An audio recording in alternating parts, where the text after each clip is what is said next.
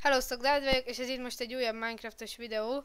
Azonban most nem elektronikát vagy valamit be fogok mutatni, hanem csak a haverommal, Adriánnal szórakozásból csináltunk egy ilyen cuccot. Sziasztok, Adrián vagyok.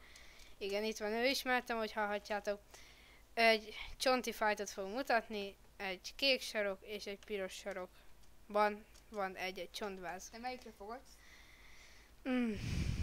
Legyen egy meg a kék, akkor most tiéd a piros. Na, akkor állítunk.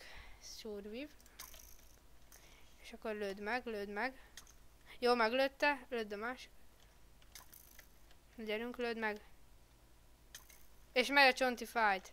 Csak most egy gyorsan visszaállítjuk, és nézzük. Innen a kommentátor állásból.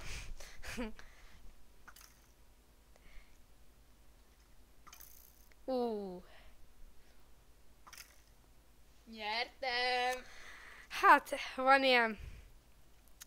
Ilyet készíthettek ti is, vagy csináltak ilyen szórakoztató, akármilyen csonti fight, vagy valami. És küldjétek el a mapot, és akkor bemutatjuk. Igen, meg küldjetek róla videókat, az e-mail címet megadom a videó alatt. Ezt csak így szórakozásból csináltuk.